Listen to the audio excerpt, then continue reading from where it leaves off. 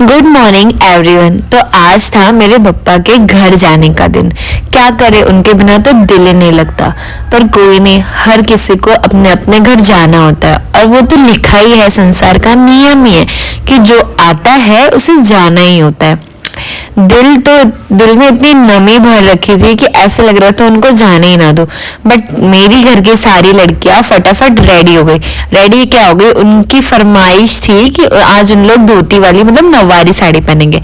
सारी रेडी हो गई, मैंने सबको रेडी कर दिया और मैं खुद भी नॉर्मल सी रेडी हुई। क्यों? क्योंकि मुझे काम वाम करना था, इसलिए मैं इतनी प्रॉपर रेडी नहीं हो सकती थी। कमेंट सेक्शन में जरूर बताना कि मेरी प्यारी प्यारी लड़कियां कैसी लग रही है, क्योंकि मुझे तो बहुत सुंदर लग रही है। यहाँ पे दोनों भैया बैठे हैं। फटाफट मैं सोची थी आरती की तैयारी हो जाए, फटाफट विसर्जन हो जाए, क्योंकि शाम के पहले हमको घर आके वापस आरती करनी थी। इसलिए तिलक विलक लगाया, यहाँ पे जेठालाल चढ़ा था, सबको डांस भी करना था। और इनको मैंने व्हाइट शर्ट, ये देखो पेटू आगे निकल गया। गणपति बप्पा लगता है अपना पेट इनको आधा सा देखे गए। तो फटाफट सब रेडी होके मैंने सबको फटाफट तिलक लगा दिया। क्यों? क्योंकि आरती मुझे जल्द से जल्द शुरू करनी थी, क्योंकि बिकॉज आई थिंक सो 1:32 2 बज चुके थे। और यहाँ पे गाना वाना बजा के सब लोग ने डांस करना शुरू कर दिया। ये देखो, इसको देखो। गणपति बप्पा मोरिया। सब जल्दी जल्दी कर रहे हैं क्योंकि गणपति बप्पा की आरती करनी है और फिर उनका विसर्जन के लिए निकलना है। बाबू भी फटाफट रेडी होकर आ गए और ये देखो शर्मा रहा है कि मेरा वीडियो नहीं आना चाहिए, इसके लिए हाथ लगा रहा आगे। आरती स्टार्ट करने से पहले मैंने फ़ोन स्टैंड पे लगा दिया था, पर मैंने जहाँ रखा था वहाँ पे फिर हम लोग का फेस ही नहीं दिख रहा था। फिर यहाँ पे मैंने फटाफट आरती शुरू कर दी, क्योंकि बहुत ज्यादा टाइम हो रहा था। क्योंकि आरती में भी मैक्सिमम 20 to 25 मिनट लगते, क्योंकि हम गणपति जी की टोटल 5 आरती बोलते। गणपति जी की, उनके उसमें शंकर भगवान की और साथ में कपूर की आरती तो मस्ट है। फटाफट आरती कर ली।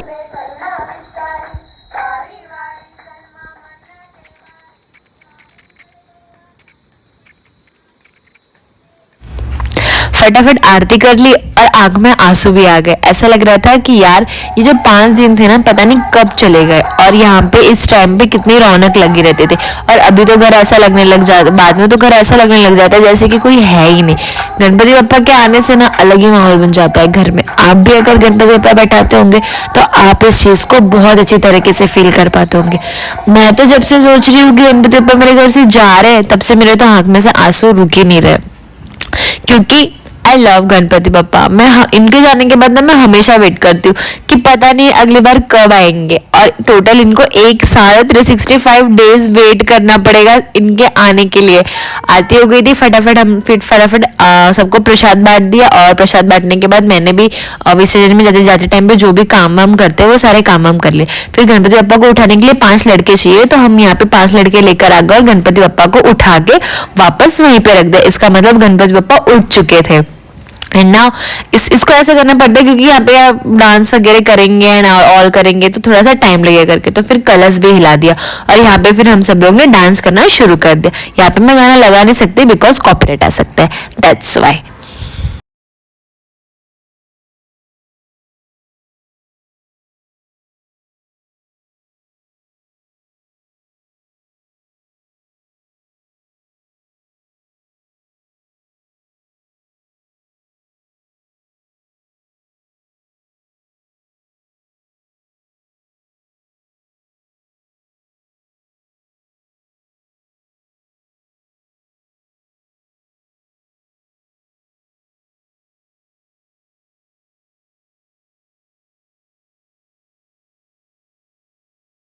फिर यहाँ पे garba and solo dance performance ये सब होने के बाद आ गई थी फाइनली बारी बप्पा की जाने की। सबने फोटोशूट कर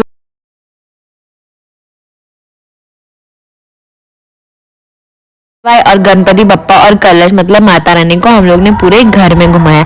ऐसा बोला जाता है कि घर में घुमाने से वो हमारे घर को देखते हैं और हमारे घर में मतलब सिद्धि प्रसिद्धि लाते, इसलिए उनको घर में घुमाना बहुत ज्यादा जरूरी होता है। पूरे घर में उनको घुमाया, माना कि घर बिखरा हुआ था, बट वो समझ सकते कि भाई मैं उनके भक्ति में लगी हुई थी, इसलिए थोड़ा सा घर का काम नहीं कर पाए।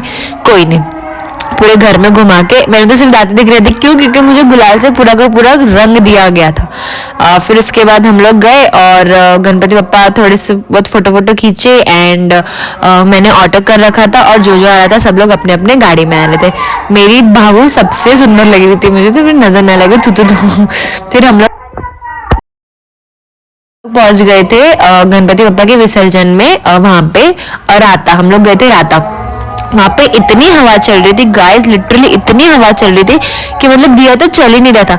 उस साइड से मम्मी ने ऐसे करके पकड़ रहा था और इस साइड से अनु ने पल्लू पकड़ रहा था ताकि हवा ना आए और गणपति बप्पा की आरती निर्विघ्न तरीके से पूरी हो जाए। फाइनली निर्विघ्न तरीके से पूरी हो गई और हम निकल गए गणपति बप्पा का विसर्जन करने के लिए। अभी भी आंखों में नमी है क्योंकि इनकी ना बात ही अलग होती है। बोलो गणपति बप्पा मोरया, मंगल मूर्ति मोरया। फिर ये अंकल बोलने लगे कि बच्चों को अंदर जाना अलाउड नहीं, बट हम कहाँ, हम छरवाड़े वाले हैं भाई, हमको हमारे बच्चे कुछ रुकते नहीं है भाई, जाना है तो जाना है चाहे कुछ भी हो जाए। और मेरी बाबू तो बोलते मैं कहाँ बच्चू, मैं थोड़ी बच्चू, मैं तो बड़ी हो गई हूँ। फिर यहाँ पे गणपति बप्पा का विसर्जन किया। पहले तो गणपति बप्पा वापस पकड़ लेके अभी नहीं जाना, अभी हमको टाइम है जाने में, रुको। फिर गणपति बप्पा को लेके 5 बार डुबकी मारी इन्होंने और राहुल भैया ने 5 बार डुबकी मारी और कलश को भी डुबकी मरवाई और फिर गणपति बप्पा को उनके घर के लिए विदा कर दिया हम लोगों ने। ये ना एक्चुअली फर्स्ट टाइम कर रहे हैं, इनको आदत नहीं है इसलिए इनको ना इतना पता नहीं है। गए मेरे गणपति बप्पा। इधर इस टाइम पे ना लिटरली आई वॉज, मतलब सब लोग इनको एक साथ बोल रहे थे, सबके सब ना कंफ्यूज थे, पत्थर चाहिए, बट देखो ये सब डाल रहे हैं। हाँ, और इनको हमने बोला कि सब कुछ फेंक दो करके, मतलब सब कुछ डाल दो करके, तो उन्होंने कपड़ा फेंक दो, उन्होंने पाटला भी फेंक दो, पाटला नहीं फेंकने का है करके। लिटरली मतलब मजा भी आ रहा था बड़े तरीके, भगवान ने क्या।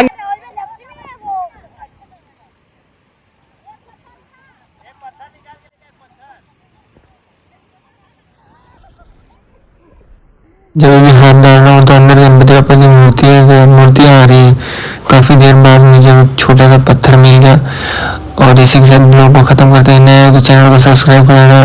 अगर वीडियो अच्छा लगा हो तो कमेंट कर देना। टाटा बाय बाय, मिलते हैं नेक्स्ट वीडियो।